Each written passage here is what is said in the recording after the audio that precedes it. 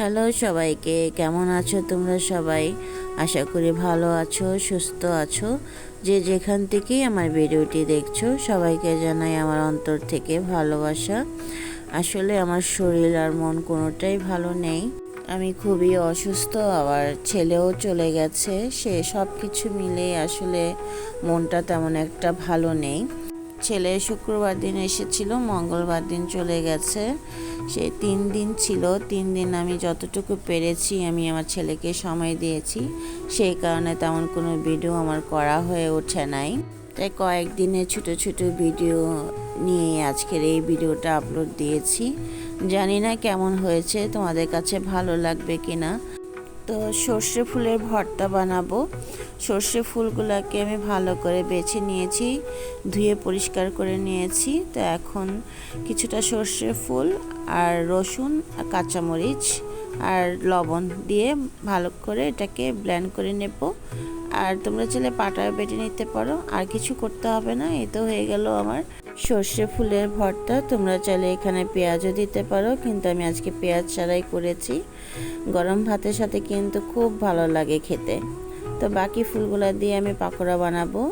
তো এটা তো আমরা সবাই জানি, হলুদ, লবণ, মরিচ আর কিছুটা আটা দিয়েছি, আর কিছুটা চালের গুঁড়া দিয়ে ভালো করে এটাকে মিশিয়ে নেব। একটু জল দিয়ে করেছি, নাহলে শক্ত শক্ত হয়ে যাচ্ছিল। তো এখন পাকোড়াগুলোকে একটু ভেজে নেব।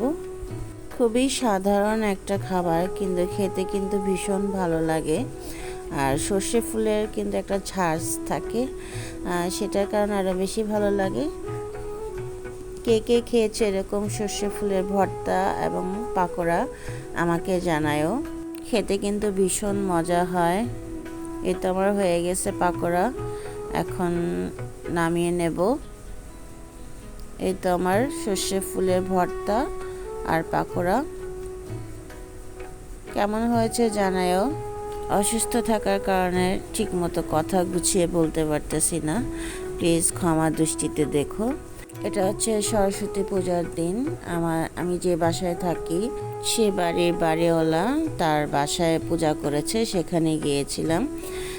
একই বাসায় থাকি, ওনারা 3তলা 4তলা নিয়ে থাকে, আমি থাকি 6তলায়। এই তো উনি হচ্ছেন বাড়িওয়ালার মা, খুবই ভালো মানুষ।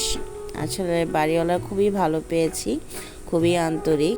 বাড়িওয়ালার মা মাঝে মাঝে বাসায় আসে, তখন অনেক কথাই বলে, এভাবে না এভাবে করো, ওটা করো।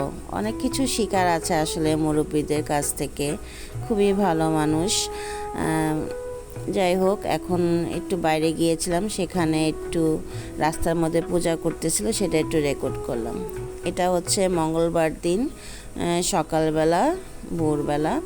তো আমার ছেলে চলে যাবে, সব কিছু গোছানো হয়ে গেছে, হয়তো খাচ্ছে। আমরা সকাল 7:30 বাজে বাসা থেকে বেরিয়ে গেছি বাসে উঠিয়ে দেওয়ার জন্য। আমিও সাথে গিয়েছিলাম, কারণ মন মানতেছিল না যে ছেলের সাথে যাই।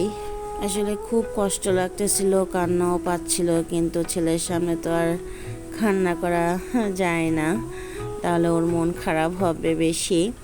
যত কষ্টই হোক যেতে তো হবেই, কারণ পড়াশোনা তো করতেই হবে।